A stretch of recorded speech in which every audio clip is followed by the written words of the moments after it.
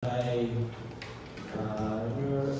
you feel na nana ka sa sitwasyon sa imong kinabuhi, all hope is lost, wala kay lain choice, paminaw nimo nga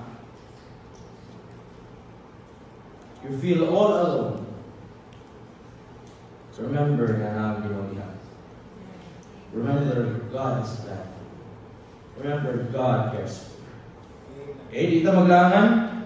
Let's open our Bibles. Luke chapter 4, verse number 1. When you feel, when you're all alone, kaning all alone, magisgot na karon kaning walking in wilderness. Okay, the chapter of this, kaning the context of the chapter, firstly, the first part is kaning the temptations in the wilderness, where Christ was tempted by the tempter himself. Okay, verse number 1. If you're there, say amen. Amen. Amen. Okay, the Bible says, and Jesus, being full of the Holy Ghost, returned from Jordan. Remember, he was full of the Holy Ghost. So, puno siya sa Balang Espiritu. Ang nagagiya niya o iyang ginasunod ang Balang Espiritu mismo. He was not walking by himself. He was led, and was led by the Spirit into the wilderness. Let's pray. Dear Heavenly Father, we thank you, O God, for this wonderful evening that you have given to us. Thank you, Lord, that you have blessed us with a word. I pray, O God, that you help us, Lord, to receive thy word humbly, O God, that we may learn how to walk in the wilderness and through the wilderness. In Jesus' name we pray. Amen and amen. Just before or just after that, if you read on chapter 3 sa Luke, and as well sa parallel niyang passage of scripture, Matthew chapter 3, this was immediately after na pagkahuman yun sa baptism of Jesus Christ in River Jordan. The baptism was the signifying or mo starting point kung asa nagsugod ang ministry gyud ni Jesus Christ in his earthly life. Okay? So, just after sa obedience niya, sa pag-follow niya sa kabubuton sa mani, mamayingon niya for righteousness sake. Indra sa Matthew chapter 3. Matthew chapter 3, verse 15, suffer it to be so now, for thus it becometh us to fulfill all righteousness. So, ang starting point yun sa earthly ministry ni Jesus Christ was on chapter number 3.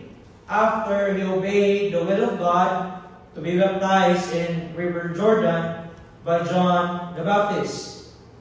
Now, humanini, iyon dire sa verse number 4, and Jesus being full of the Holy Ghost.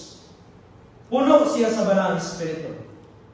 When the Bible says full of the Holy Ghost, pasabot niya na ang imong kinabuhi nagalakaw o nagsunod sa giya sa Balang Espiritu.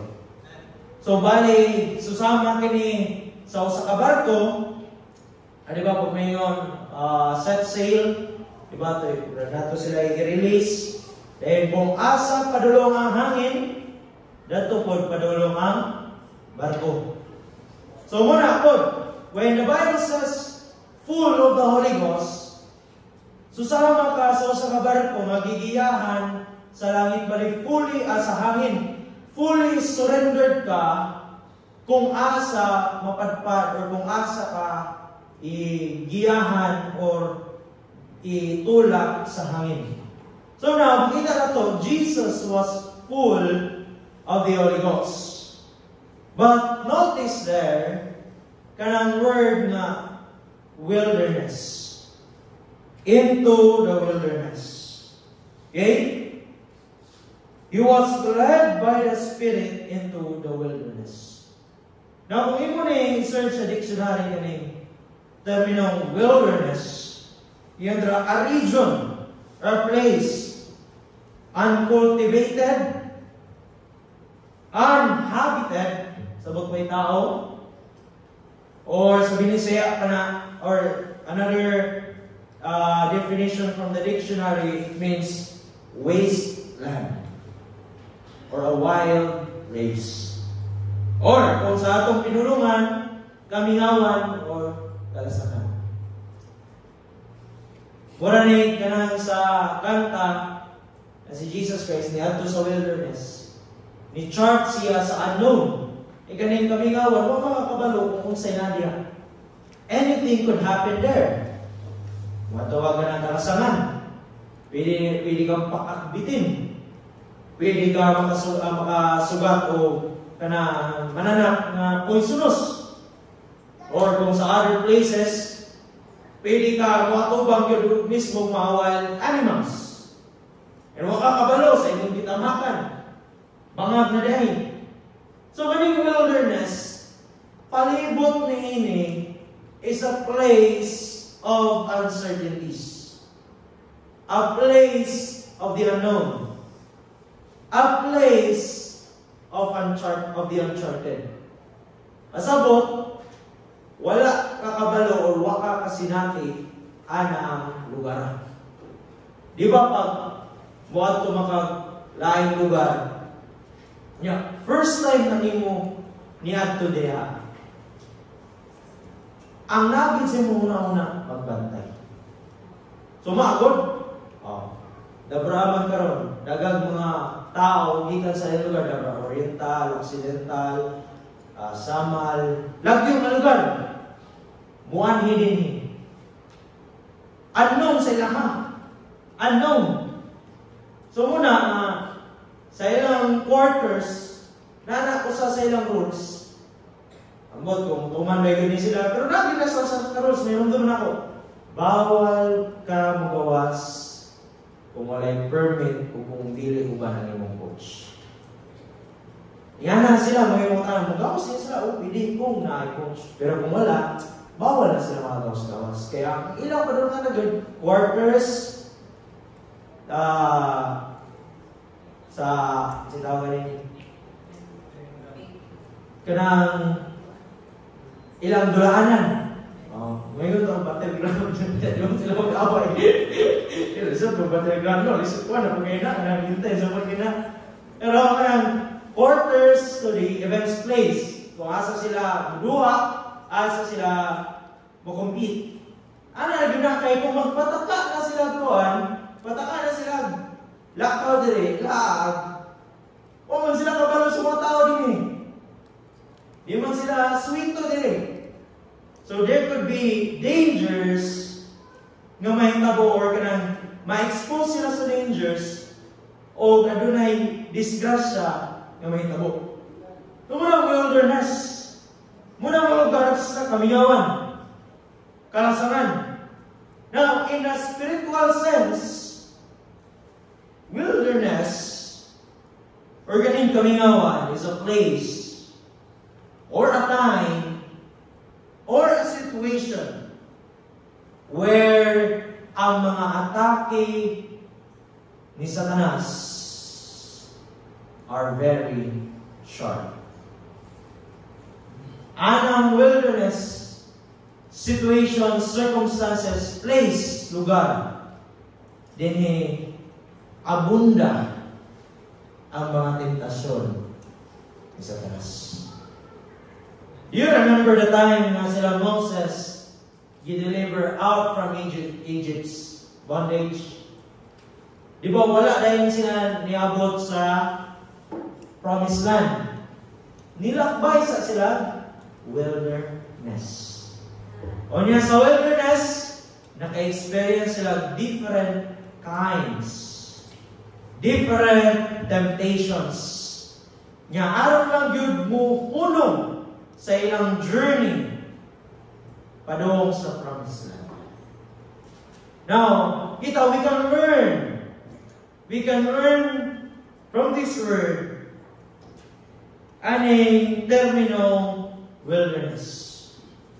Kay at one point sa imong kinabuhi, and not just one point, from time to time, makasinati yung kaning wilderness.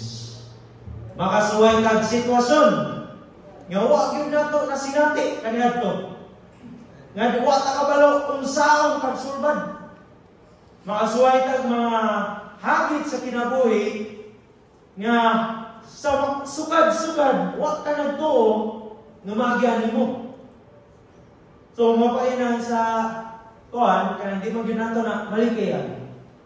Because si Jesus Christ kani mismo niagyan in wilderness. So muna ito mensahe karon, walking through the wilderness. Napay kanta sa kalibutan, and Disney nga song, Into the Unknown, di ba? So, kita po dosab, dili nato na kinahanglan kalikayan. In fact, as Jesus Christ did, we must walk through the wilderness.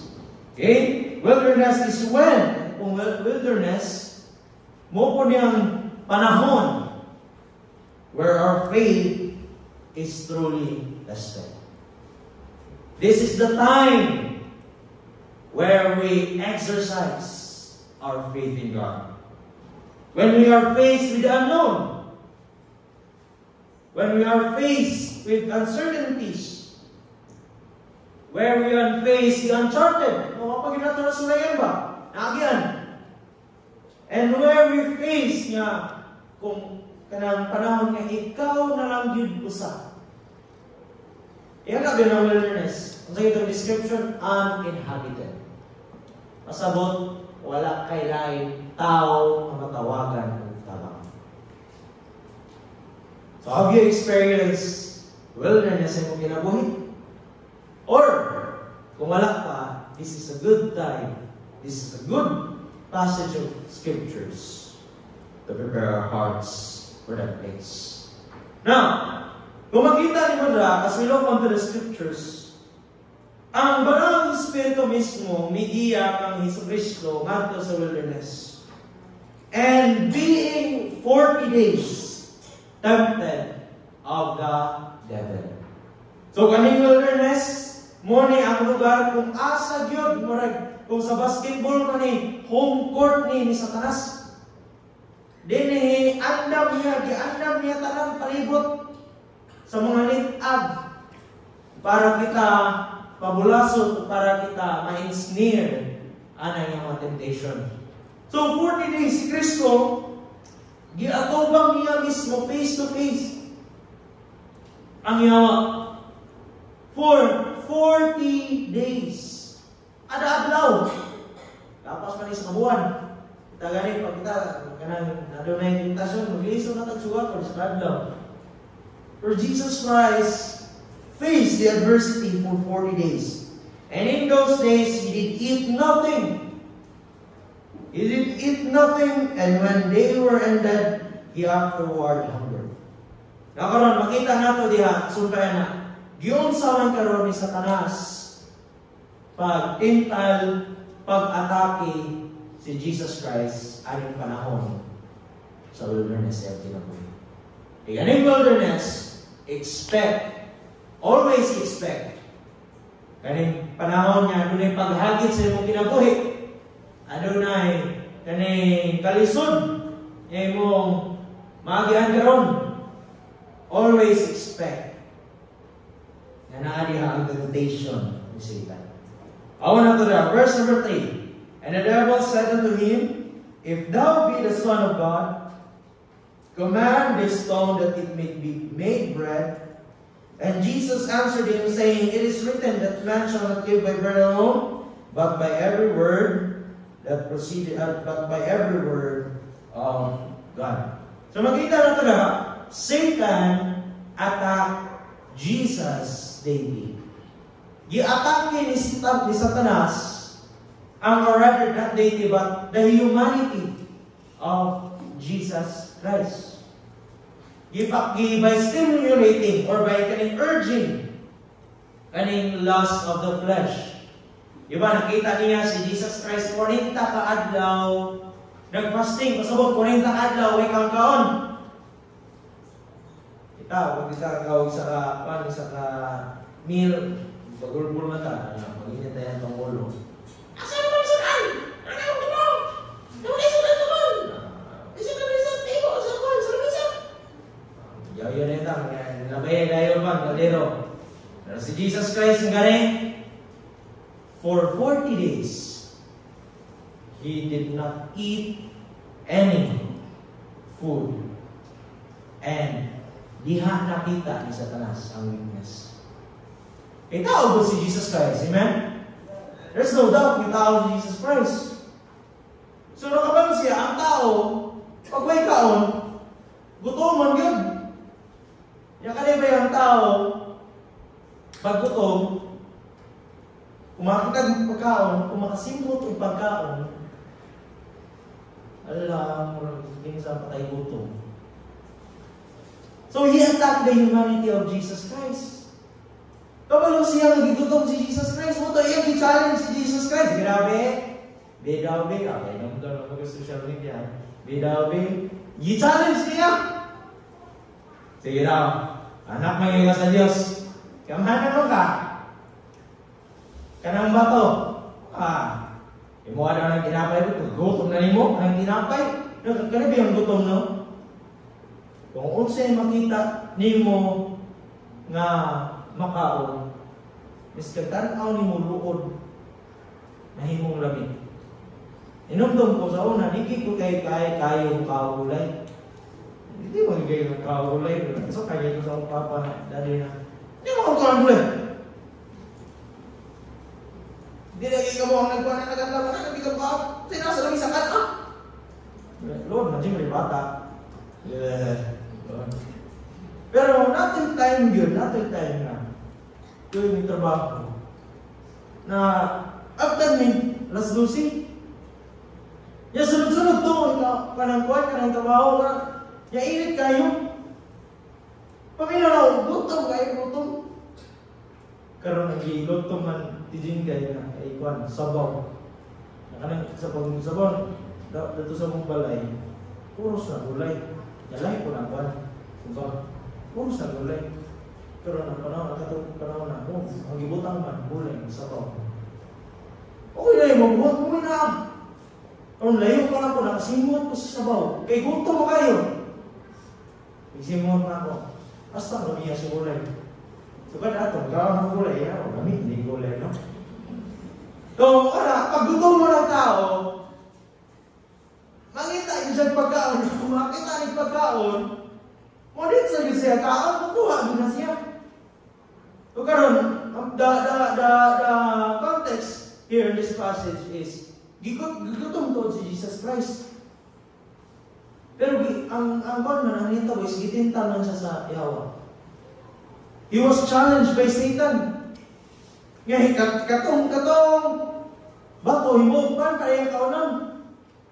Karon, kung iyan itong tumanon, siya may tabo.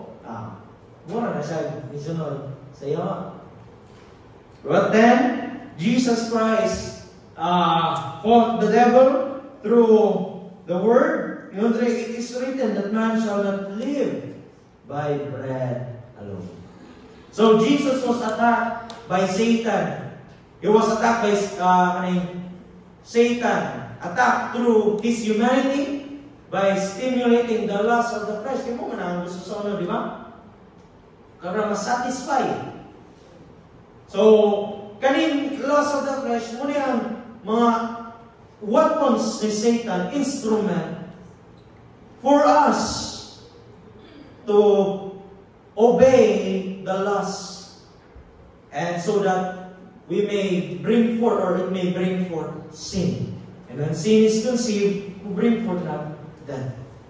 So, Jesus was attacked by Satan in his humanity by stimulating the lust of the flesh. Kedua, verse number 5, and the devil taking him up into an high mountain and should unto him gipakita ang mga kaharian nganing kalibutan na in a moment of time. Sabot, siklat na ba? Pakalit lang. Sa kwan pa na, pagana lang. Pinakalit lang, moment of time. Pakita rin niya. So, he attacked Jesus sovereignty karon. Giiyang gi-atake ang paghahari ni Kristo. Yun siya din, by stimulating the lust of the eyes. Yun din, and should all the kingdoms. Kabalo ba ang yawa mga kanis sa Jesus Christ, Lord of Lords and King of Kings. So he wants to break that kind of title na sovereign of all. Kung mga iyang ipakita niya, iyang gihagit. Kita anak, tagas ng building, tagas ng mga kaharian, yung kasi all this power, kanitaran, I will give thee, and the glory of them, for that is delivered to me, and whomsoever I will, I give it. If thou therefore wilt worship me, all shall be thine. Umuluhod na sa kuha. Kanay, yung mga kanikaan, ako kayo nino, ako anak talang. Sige mga angkol sa tanas na, umuluhod na sa kuha, ikuhanin. So he attacked Jesus' sovereignty by stimulating the lust of the eyes. He should gipakita ang dagkong kaharian, ang abundant power aning kingdoms, gipakita niya, tempting Jesus to worship Him. Pero yun si Jesus, once again, through the word, Jesus answered and said unto him, Get thee behind me, Satan, for it is written, Thou shalt worship the Lord thy God, and Him only shalt thou worship. So, counterattacking once again through the Word of God, and through the Word only.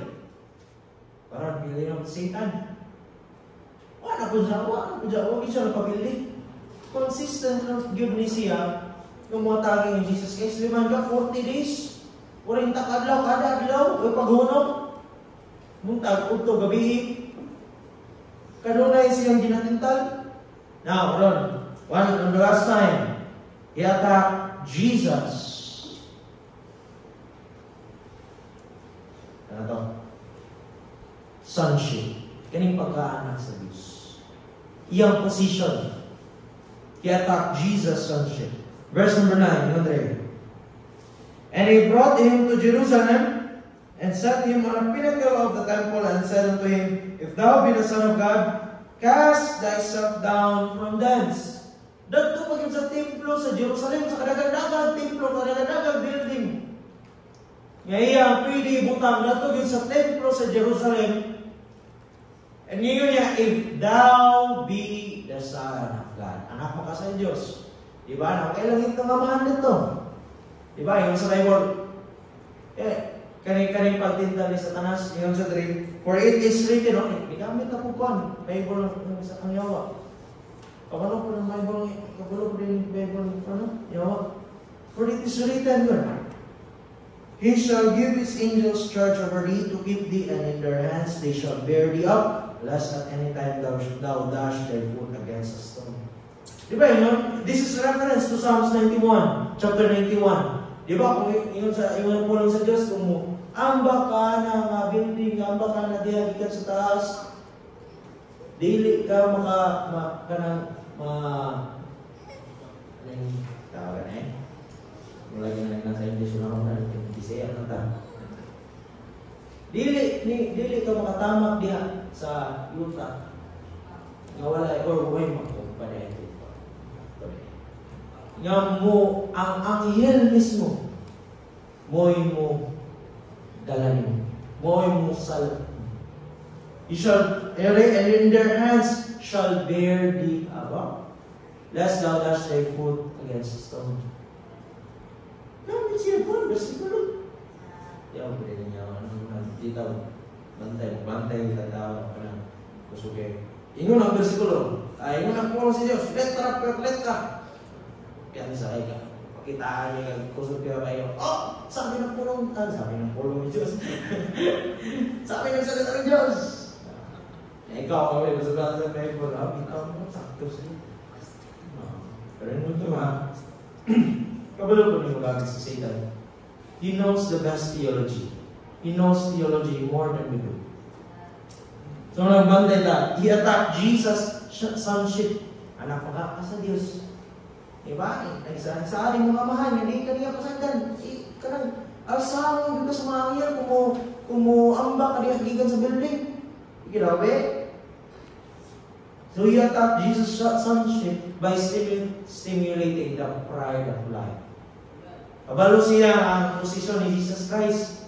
Kabalo siya sa identity ni Jesus Christ. Moto yan iwan, sige ang bakra, anak maka sa Diyos. Sige ang bakra, gamahanan bitaw ka. Sige ang bakra, nakabitay maanghero, nag-andam para mo, agak mo.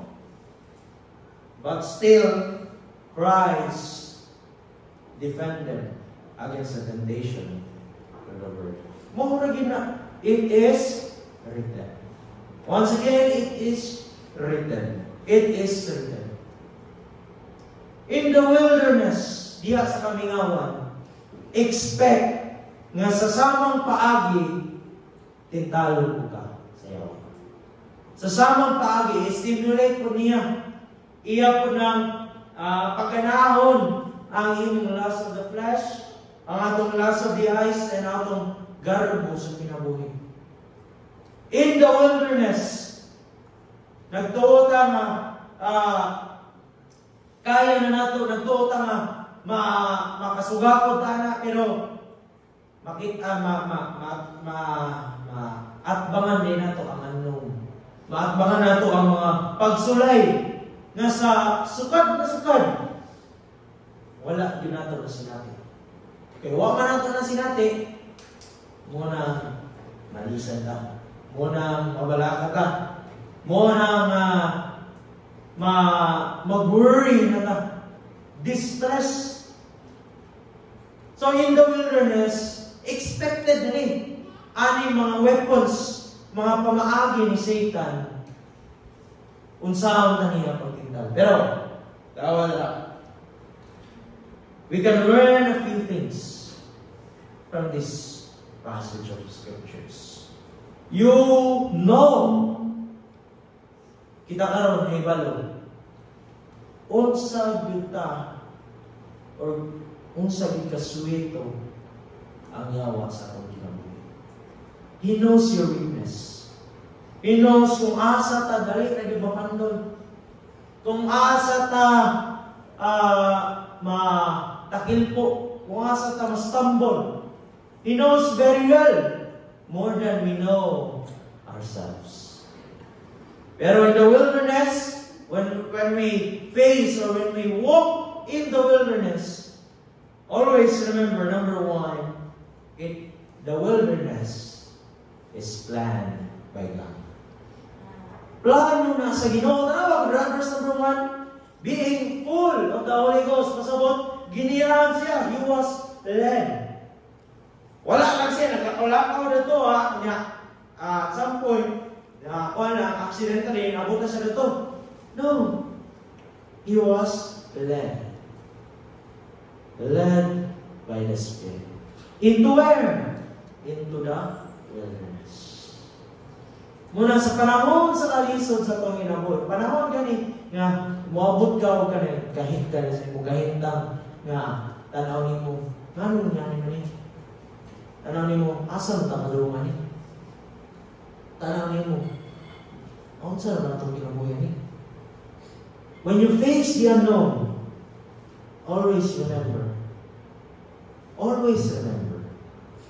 na plano na sa inyo. Led by the Spirit of God. Led by the Spirit of God. It was not accidental that he was there. No. God, remember, God is not the cause. Dili siya mo hinungdan sa temptasyon. Always remember that dili na author ang Ginoo sa mga temptasyon. Giklaro na sa iyang pulong James chapter 1 verse 13. Let not any man say in drama, siya, he is tempted. Let no man say when he is tempted, I am tempted of God. Ayaw sulti nga. Ikan yun sa Ginoo ba? Ginoo, do not blame God. Iyon na, for God cannot be tempted with evil, neither tempteth he any man. But every man is tempted. Every man is tempted. Dili nagikan sa Ginoo. But every man is tempted. Asa rin nagikan? It came from Satan himself, the tempter. Mugi ang title ng Satan, tempter. Isa man ang manintay. Every man is tempted when he is drawn away of his own lust. And enticed, then when lust hath conceived, it bringeth forth sin. And sin, when it is finished, bringeth forth death. So God is not the cause of the temptation. Dili siya mo hinungdan sa mga kalisod o kaya mga tentasyon sa inyong kinabuhi. Dili siya hinungdan ang wilderness. But He is the one na mo'y nitugot ng makagitan. 1 Corinthians chapter 10 verse 13. Siya ang mutugot nga maagyanan mo. But whenever there's temptation, whenever nga tugutan sa Ginoo nga maagi sa imo ng temptasyon, there hath no temptation taken you, but such as is common to man, but God is faithful, who will not suffer you to be tempted. Wasa na ingon, who will not suffer you not to be tempted. Wasa na ingon nga, ang Ginoo, dili niya ito nga walay tentasyon nga mato sa imo, wala gigon sa pulong sa Dios. Gigon sa pulong sa Dios, who will not suffer you to be tempted above that ye are able. He gives authority nga mahitabo na sa imo ha, but knowing kung asa katama. Knowing nga naghatag siya o pamaagi or dalan nga naa kay iskapo ana nga temptasyon nga, but will with temptation also make a way to escape, that ye may be able to bear it. Okay? The tempter is Satan.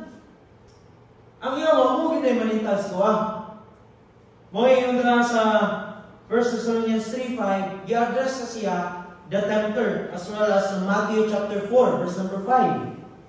The same parallel verse, parallel passage of scripture ni Luke chapter 4. Si Satan diya, the devil diya, sa Matthew chapter 4, i-address gud siya nga tempter. Okay? So, dili na kanang aksidente nga nahitabo na sa imo nga challenge sa imong kinabuhi. Kay kalisod yung problema sa kalisod yung problema. Ay problema niya sa imong sa imong pamilya, sa imong trabaho. Even kaning kalisod mo sa Christian life. The main point of this is your Christian life, is our Christian life. Naay kalisod, o paghagit diha, nga mahitabo sa itong Kristohanong kinabuhi, God meant it for good. God, yung pag-ibig Romans chapter 8 verse 28, these things, kaning mga butangan these were not meant for you to be destroyed, but these were meant for you for good. And we know all things work together for good to them that love God and to them that are called according to His purpose. So whenever you experience a wilderness sa imong Christian life, paghagit sa imong pagtuo, paghagit sa imong kaning paglakaw diha sa Ginoo, always remember, kana nga paghagit, purpose ka sa Ginoo. Purpose sa Ginoo. Planado na sa Ginoo. This is for the trial of our faith. Ano? Napagi ang pinuno ka ng sorte sa mga pastors pag ang pagtuo wala na sulayan, delikado na pagtuo. Kuyang na pagtuo. Weak na pagtuo. Kung na yun sa Bible, nga kanya atong pagtuo, kaning trial sa atong pagtuo is much more precious than silver, than gold that perisheth, though it be tried with fire, might be found unto the praise and honor and glory unto the appearing of Jesus Christ. This purpose, the purpose ng wilderness ay mong kinabuhi sa atong kinabuhi, is so that our faith may be tried. Para maliko na ang atong pagtuo. Okay? Amen? There's a purpose. The wilderness is planned by God. Ikaduha, the wilderness is the proof of God. Dinhini mo mapamatod-an ang Diyos sa imong kinabuhi. Dinhini mo mapamatod-an kung unsa ka maluluyon ang Ginoo sa imong kinabuhi. Dinhini mo mapamatod-an yang provision sa Ginoo na ang ginasay sa itong panahon. Okay? So, tanawa ka, when no man, wilderness. Kaya wilderness, wala na kailangan tao na makitaan. Ikaw na lang mag-inusaran. Wala doon kita. O pa na ang panahon na wala pa wilderness. Dagan pa ito makita. Dagan pa kung tasig pa kayo ta. Dagan pa muagap ni mo. Dagan pa mo encourage ni mo. Dagan pa batuan na tabang. Karon, when you're faced with the unknown, the wilderness ay kinabuhi. Kung maglisod na ng pangitag tabang, wala kayo nadulan ng tao, wala na kayo mapangayo ang tabang, dihanin mo mapamatulaan kung kinsa rin na sa imong kinahan. Dihanin mo mapamatulaan kung unsa ka pag-ibig mo sa Ginoo. Tawa, diba? If you look at the verses 3 to 12, verses 3 to 12 ba? Walay laing nagtabang, walay laing gigamit si Jesus panglaban sa tentasyon. Kundi ulong na yun sa Ginoo. It is only through the Word of God, through the Word of God, na mapamatun-an nato that God ang Ginoo nagpaluyod sa imong kinabuhi. Ang Ginoo nag-supply kayo sa imong kailangan. In the wilderness, you will find kaning ang kamatuoran sa Ginoo, ang kaning gisulti sa Bible, ang kaning gisaad sa Ginoo, mahimo kayong tinuod sa imong kinabuhi. You will see the power of God, you will see the preservations of God. Makita niyo ang pamahawi sa Diyos, kung ano makailangan mo kan, imong pamahawi, di naman imong masaligan. Wala nakakabalo kung sa imong buhaton. So in the wilderness, you trust God. Amen? You follow God. You trust His word. Upay sa kanta. Then, you will see His path. Then, you will see His preservation. Makita ni mo, miskan unsa yung nagkalisod. Miskan unsa yung tanaw ni mo manay pag-asa ni mo kinabuhi. Ituktan niya ako kasi. When you think na ka sa lowest part sa imong kinabuhi. In the wilderness, in that wilderness, you just follow God. You just listen to His word. Kung dihanin ka dapig mo lean sa iyang kamatuoran, makita gid nimo ang provision sa Ginoo, ang preservation and also ang provision sa Ginoo. No? You will say, sama sa gingon ni David, Psalms 71, tawad na. I will trust on thee. Psalms chapter 70, Psalms chapter 7, verse number 1. Sa samang ingon si David, misalig sa Diyos ingon na, O Lord my God! This is when he sang unto the Lord concerning the words of Cush the Benjamite. Ingon si David, O Lord my God, indeed do I put my trust. Yung para, sa 56, this is when the time nga take captive Si David in Gath. Psalms 56 took him when the Philistines took him in Gath. Verse number 3. What time I am afraid? Kung asa ko panahon niya kanang mahadlok, I will trust in Him. You can say that to God. In the time of wilderness, in the time of uncertainties, the time na lisod sulbaro ng problema, you can say, in time when I am afraid, Lord, I will trust in Thee. Ngayon po verse number 4. In God I will praise His word. In God I have put my trust. Also in verse 11. In God I might put my trust. I will not be afraid what man can do unto me. Why? Kano makasalig man ta? As, Yandre, Thy vows are upon me, O God. I will render praises unto Thee, for Thou hast delivered my soul unto death. God has already delivered your soul unto death. God has already saved your soul from hell. So you can put your trust in Him. You can trust His word. You can trust on His promises. You can trust on mga encouragements niyo. It is the proof of God. Sa pagbasa niyo Bible, last time on Wednesday, remind ko niyo po, God did not prove His existence in His Word. Wala niya gipamatutan nga na siya pinaris sa Bible. But He declared niya dito nga naay Diyos. God declares, then He proves. So magot, you can never prove the promise of God. Yung pag ningon siya nga, sama sa inyo ni Paul, I can do things to Christ which strengthen me. You cannot prove na kaning provision sa Ginoo, kaning kusog sa Ginoo, if it is not declared unto you. Ni-declare mo siya na, come to be all that labor and are heavy laden. Tagaanta niya ka ng comfort. Ni-declare mo siya daan sa iyong kulong na musupply siya sa itong Panginoon. Then, pumutong ka na din. Diyan natin na tumamumatunan. That's the time of proving. He first declares, then He proves. I-declara siya sa una, if you believe, then He will prove to you that He truly is the God that keeps His word.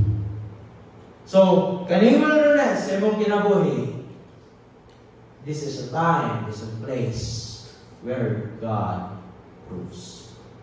And lastly, kaning wilderness is also the preparations of God.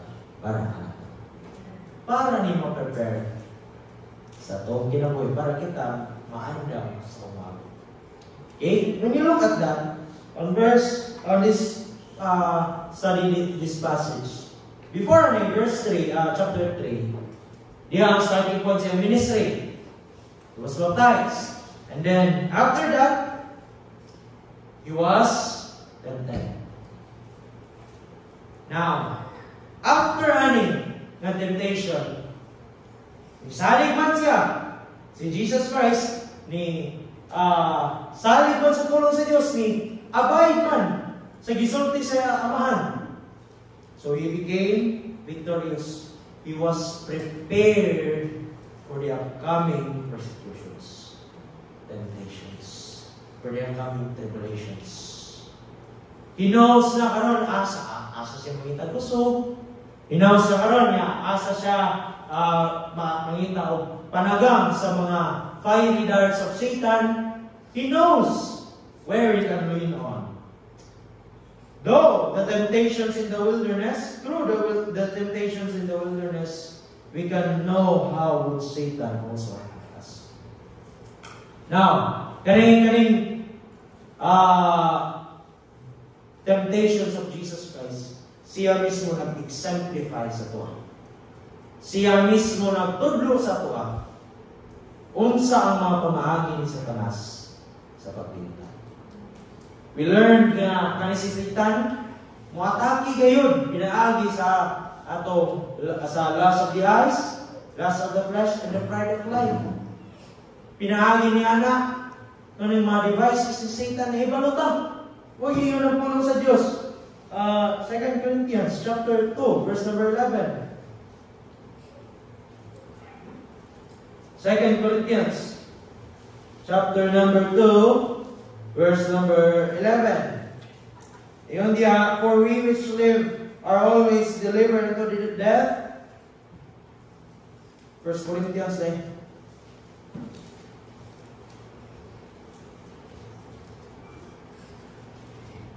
First Corinthians 2. Corinthians, sige na kung paano. We are not ignorant in his devices. Sige na.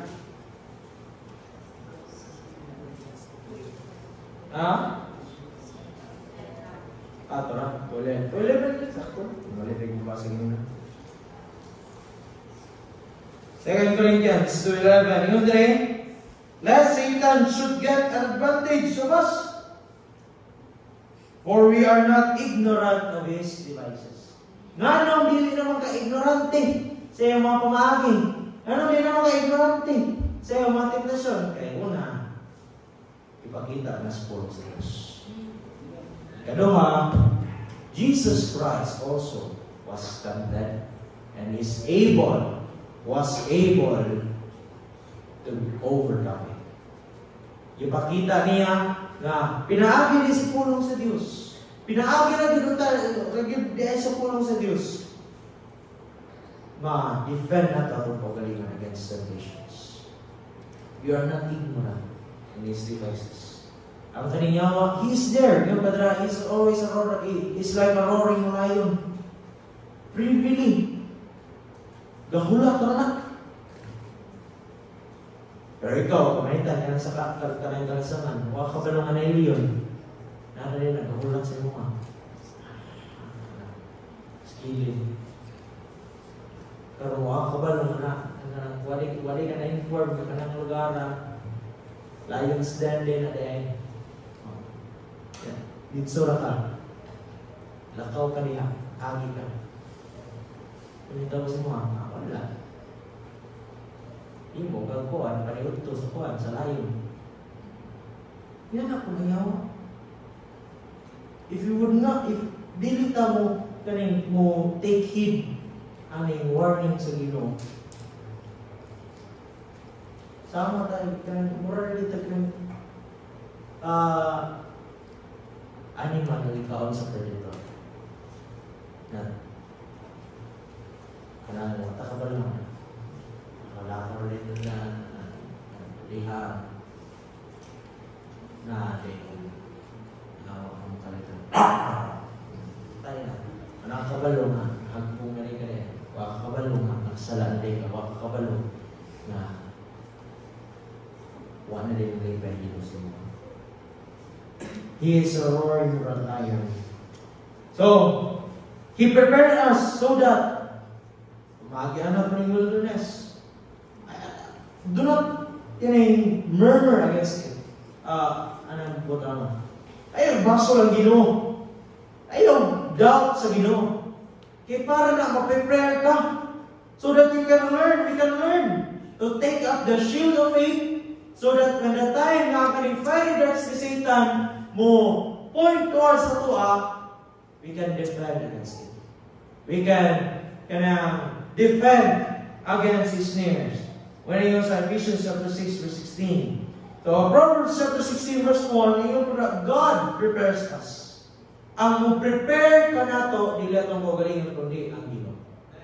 And He prepares us through His Word. Asa nikuha upang laban si Jesus? Through His Word. Asa siya nikuha kusog? Through His Word. Asa siya nikuha of certainty against the times of uncertainties? Pulong sa Ginoo. God prepares us through His words. That's why we lean, we trust, and we will be guided by His Word. Now, kaning Ginoo, ginagamit niya ang mga situations, circumstances sa itong kinabuhi. Aron mahibaluan po nato, asa ta uyang. Asa ta uyang. Asa ta dali matintan. So that we can know asa dapat nato kinahanglan o gahon ng mga butang. Yung pagidra 2 Timothy chapter 2 verse 21, if we purge these things, kaning mga butang, kaning mga wilderness, yung atong magian, that would, kaning weaknesses, nga naa ka na to, i-reveal na sa Ginoo, pinagi sa wilderness, pinagi sa mga sitwasyon.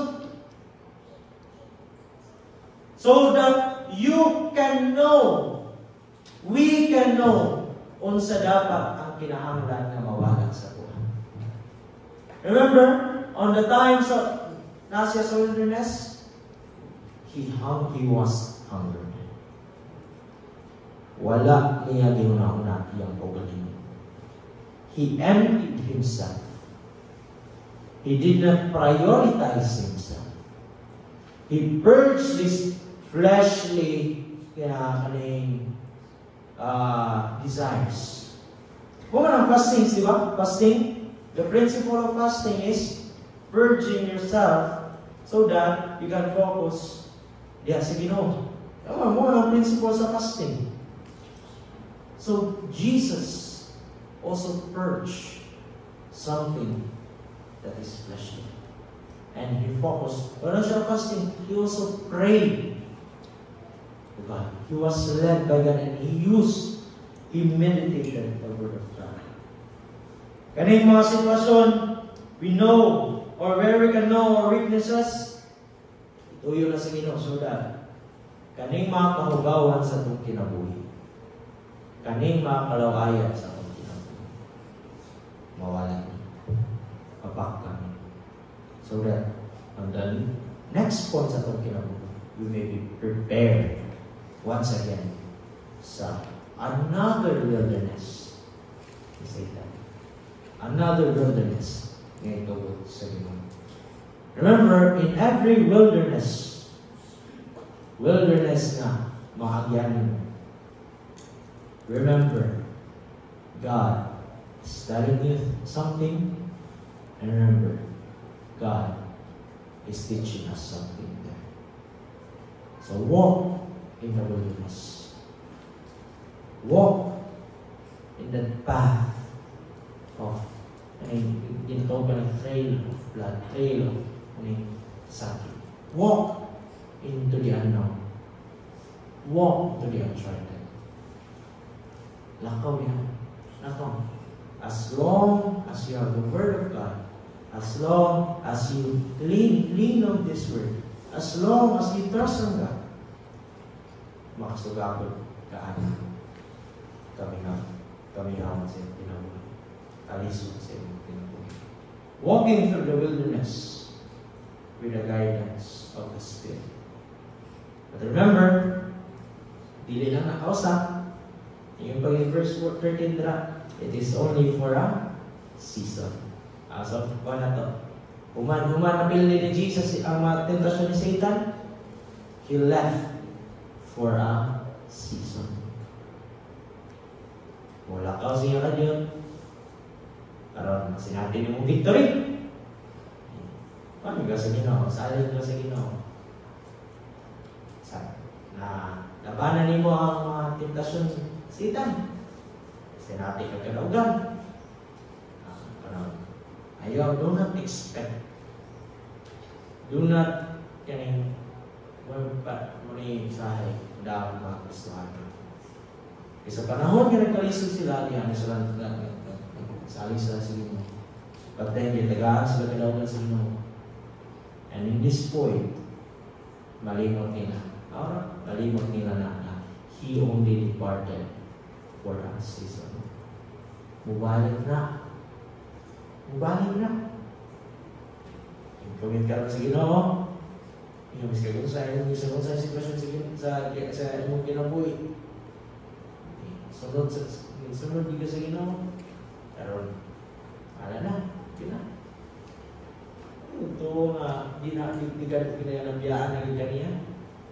Balikan kaniya with another wilderness, with another weapon, with another way. So, asa kang kitang kusog? Ulog sa Ginoo. Saan mo natin ang pagsugatan? Ulog sa Ginoo. So, walk in the wilderness, guided by the Spirit. Let's pray. Dear Father, Lord God, we thank Thee for Thy word. We thank Thee, O Lord. Ikaw ay nagtulog ka namin. Thank you so much, O God, sa mga wilderness ka mong nagiyan. Sa mga times, Lord, na bili na mo masabtan niya nung niabot na sa mga. There are times, Lord, na mablame ka na mo sa problema na mo nagiyan.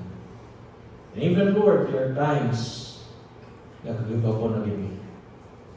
But Lord, in this wilderness, na among maabot nini, after nini, was victory. So Lord, I pray, remind us of this, God. Trust on Thee, na kaning wilderness nga mong ginagyan.